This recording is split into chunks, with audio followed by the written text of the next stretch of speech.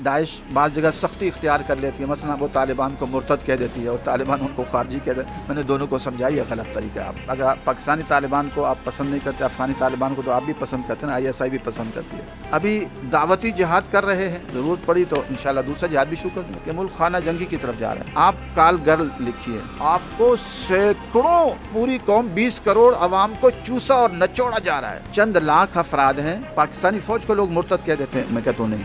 आप इमरान खान को सादा नहीं समझते? वो 300 कनाल के घर में रहता है तो ये सादगी है? इमरान खान साहब उन्होंने इतने जिना किए होंगे कि वो इन्हीं कामों में लगे रहे। ये जरदारी शादी क्यों नहीं करता? इनको रोजाना नई शादी मिलती है, टिकटॉकर को फोन करते हैं तो वहाँ से नई लड़की रोजाना मिल जाती है। शेख रशीद को सबसे पहले कोर्ट लगेंगे। कमर बाजवा साहब एक आर्डर करे, ये सब खत्म होंगे कि नहीं होंगे? मुझसे भी गलतियाँ होती होंगी, मुझे भी लोग समझाएं। हमारी ये जो हुकूमत है आधा तीतर आधा बटेर बनना चाहते हैं। एक इंसान बेहयाई फैलाता है, उसके लिए कोई कानून नहीं है। आयशा साहिबा चली गई थी मीनार पाकिस्तान, गलत काम कर रहे, उसके लिए कोई कानून नहीं। हमारा निज़ाम अदल फेल हो चुका है।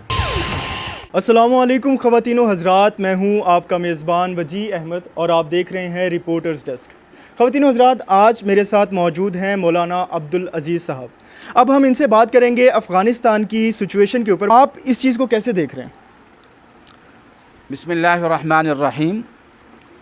सिर्फ़ मैं ही नहीं बल्कि सारी उम्मत मुस्लिमा आज खुश है कि तालिबान अल्हम्दुलिल्लाह वहाँ दोबारा आए हैं। और वैसे नहीं आए बल्कि उन्होंने दुनिया के तकरीबन 50 के करीब मुल्कों को शिकस्त दी है और शिकस्त देकर दोबारा अल्हम्दुलिल्लाह अफ़गानिस्तान में वो फ़ातह बनकर उभरे हैं। हमारी दुआएं उनके साथ हैं और आरज़ू है कि अल्लाह तबारक व तआला वो वक्त लाए कि तालिबान पूरी दुनिया पर छा जाए। मौलाना साहब, एक चीज़ में बड़ी कन्फ्यूजन आ जाती है कि जिस तरह TTP थी, मतलब पाकिस्तान के अंदर जिस तरह उन्होंने दहशत गर्दी की, स्कूल्स में जाके सब कुछ किया, तो आपका इसके बारे में क्या कहना है? मतलब लोगों को ज़रा बता दें कि जहाद और दहशत गर्दी में क्या फ़र्क है। देखिए, अब अगर अमेरिका अफ़गानिस्तान में आए और वो बमबारी करे, उसके B-52 बमबारी करें, जेट तैयारे बमबारी करें और वहाँ जुल्म सितम कर दे और लोगों को लेकर चले जाए, तो जो इस वक्त ताकत वाला है उसको कोई दहशत गर्दी नहीं करता, पाकिस्तान भी नहीं कहता। उसको किसी ने दहशत गर्द कहा पाकिस्तान के किसी ने? वो नहीं कहता, क्योंकि वो उसके पास ताकत है, क़ुव्वत है, उसकी हर चीज़ जायज़ हो जाती है। अफ़गानिस्तान के तालिबान किसने पैदा किया? ये जुल्म सितम ने पैदा किया। जुल्म सितम के नतीजे में आप जब जुल्म सितम करेंगे तो तालिबान पैदा होंगे। पाकिस्तान के अंदर भी यही हुआ कि वाना वज़ीरिस्तान में उन लोगों का मुतालबा क्या था? वह इस्लामी निज़ाम का था। सवात में मुल्ला फजलुल्लाह का मुतालबा क्या था? मौलाना सूफ़ी मोहम्मद की तहरीक किस चीज़ की थी? इस्लामी निज़ाम की थी। क्या उन्हें इस्लामी निज़ाम दिया गया? वो इस्लामी निज़ाम का मुतालबा कर रहे थे और आपने उनको जवाब इस्लामी निज़ाम का। हम अच्छा, लाल मस्जिद में हम किस चीज़ का मुतालबा कर रहे थे? इस्लामी निज़ाम का। अल्लामा अब्दुल रशीद गादी शहीद किस चीज़ का मुतालबा कर रहे थे? इस्लामी निज़ाम का कर रहे थे। तो उसका जवाब किससे दिया? पूरे मदरसे पर चढ़ दौड़े और भून दिया और लाशों को जला दिया और मदरसे को गिरा दिया। और यही कुछ पूरे वाना वज़ीरिस्तान और सवात पूरे इलाक़ों में किया और फिर आज तक जारी है। आज लाखों नौजवानों को उठा कर वो जुल्म और सितम का निशाना बना रही है हमारी एजेंसियाँ, जो दुनिया के किसी कानून में जायज़ नहीं है, पाकिस्तान के कानून में भी जायज़ नहीं। आपने पहले दाइश के भी झंडे लगाए थे, लेकिन बाद में दाइश ने जिस तरह मतलब दहशत गर्दी की वो मंसूबे किए थे, आप उसके ऊपर आपको नहीं होता कि आपने गलती की थी? देखिए, जहाँ कोई, अब देखें, तालिबान से भी हम, तालिबान को भी मैं वक्फे से कुछ चीज़ों को समझाता रहता हूँ जहाँ वो गलती करते हैं, क्योंकि इंसान है, गलती हो सकती है। दाइश को भी हमने, वो दाइश बाज़ जगह सख्ती इख्तियार कर लेती है, मसलन वो तालिबान को मुर्तद कह देती है और तालिबान उनको खारजी कह देते। मैंने दोनों को समझाई, यह गलत तरीका है आपका। ना आप उनको खारजी कहें, ना आप दाइश को कहा कि आप उनको मुर्तद कहें। भाई, मैं तो पाकिस्तानी फ़ौज को लोग मुर्तद कह देते हैं, मैं कहता हूँ नहीं, वो मुसलमान हैं। जनरल परवेज़ मुशर्रफ मुसलमान है, उससे गलती ज़रूर हुई है।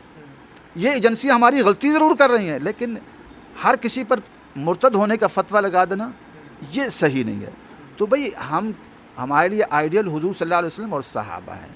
बाकी ये कि गलतियाँ सबसे, मुझसे भी गलतियाँ होती होंगी, मुझे भी लोग समझाएं। कुरान क्या कहता है कि वल अस्र इन्नल इंसान लफ़ी खुस्र, इंसान सारे के सारे खसारे में, ज़माने की कसम, इल्लल्लज़ीना आमनू व आमिलुस्सालिहात व तवासौ बिल हक़ व तवासौ बिस्सब्र। हम हक़ की भी तलक़ीन करेंगे और सब्र भी करेंगे।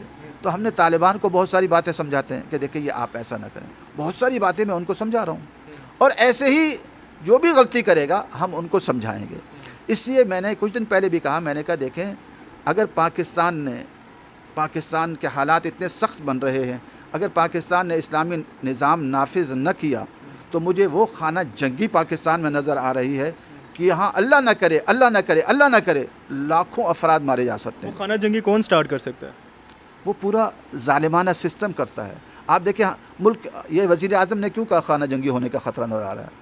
آخر انہوں نے کچھ دیکھا ہے تو کہا ہے نا۔ بات یہ کہ ہر شعبہ لڑنے کے، اور لڑائیاں ہو رہی ہیں، گھر گھر لڑائی ہے، بیویوں کو طلاقیں ہو رہی ہیں، میاں بیوی کی لڑائیاں کیوں ہو رہی ہیں؟ یہ ٹک ٹاکر کا جو نظام ہے، اس سے کتنے گھر اجڑ چکے ہیں۔ یہ موبائل کے نظام نے کتنے گھر اجاڑ دیے ہیں۔ موبائل کی وجہ سے کتنی عورتوں کو طلاق ہو گئی ہیں، اور کتنی عورتوں نے طلاقیں لے لی کہ مرد وقت نہیں دیتا، وہ موبائل پر لگا رہتا ہے۔ بھئی آپ موبائل کا ایک وقت مقرر کیجئے، شام کے ٹائم 1 گھنٹہ دے دیا، آپ خبریں سن لیں، آپ جنت کی خبریں لینا جہاں ہمیشہ رہنا ہے۔ دنیا میں تو ہم آئے ہیں چند گھنٹوں کے لیے، اللہ کا دن جو ہے 1000 سال کا ہے۔ اللہ نے جو فرمایا قرآن میں کہ میرا جو دن ہے اس 1000 سال میں ہماری پھر کتنی اوقات رہ گئیں، چند گھنٹوں کے مہمان ہیں۔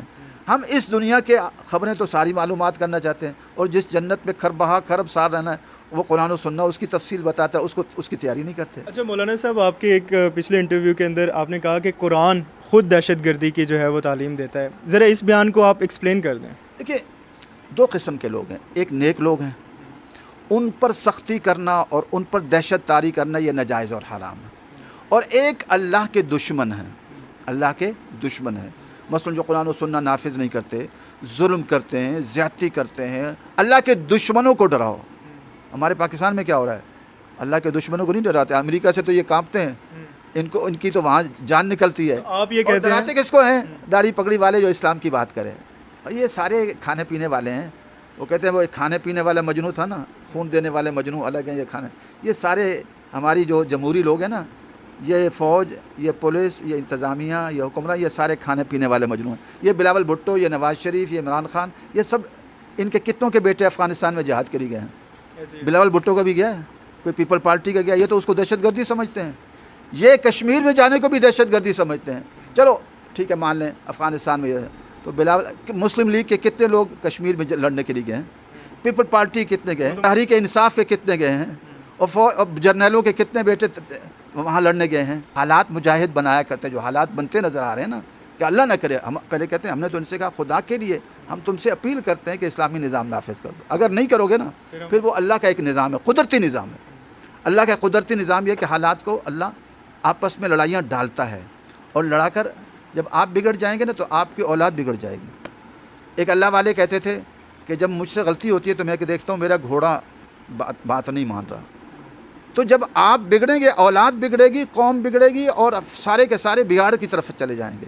تو جو نظر آ رہا ہے اللہ نہ کرے اس ملک میں نہیں، پوری دنیا میں خانہ جنگی نظر آ رہی ہے۔ مولانا صاحب، ہمارے ایوانوں میں جو لوگ بیٹھے ہوئے ہیں، جو ہمارے حکمران ہیں، ان کو اگر آپ کی بات کی وہ تشریح کی جائے تو مجھے تو یہی لگتا ہے کہ وہ بھی اللہ تعالیٰ کا نظام نافذ نہیں کرنا چاہتے، وہ بھی یہ نہیں، سب کچھ جو اسلامی نظام جس کی بات کی جاتی ہے وہ نہیں ہو سکتا، تو پھر کیا کریں؟ اس کا کیا حل ہے؟ اگر اللہ تعالیٰ کا نظام نافذ کریں تو سب سے پہلے تو وزیر اعظم کو سنسار کرنا پڑے گا، عمران خان صاحب کو، کیونکہ انہوں نے اتنے زنا کیے ہوں گے کہ آپ ان سے پوچھیں اللہ معاف فرمائے، وہ انہی کاموں میں لگے رہے۔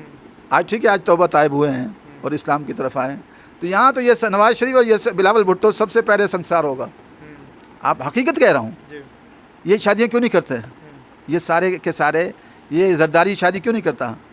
اس لیے کہ ان کو روزانہ نئی شادی ملتی ہے، اور ابھی ٹک ٹاکر کو فون کرتے ہیں تو وہاں سے نئی لڑکی روزانہ مل جاتی ہے۔ تو یہ اگر اسلامی نظام آ جائے نا تو یہ وزیر اعظم، صدر، سمیع، یہ سارے بڑے بڑے جتنے ہیں نا، ان کو سارے کو پہلے سنسار ان کو کرنا پڑے گا۔ انہوں نے ان سے پوچھو حلفیہ بیان لو کہ تم نے زنا نہیں کیے، یہ سارے زنا میں، اسی لیے پوری قوم کو زنا کا اڈا بنایا ہوا ہے، بدکاری کا اڈا بنایا ہوا ہے، سب کو پتہ ہے۔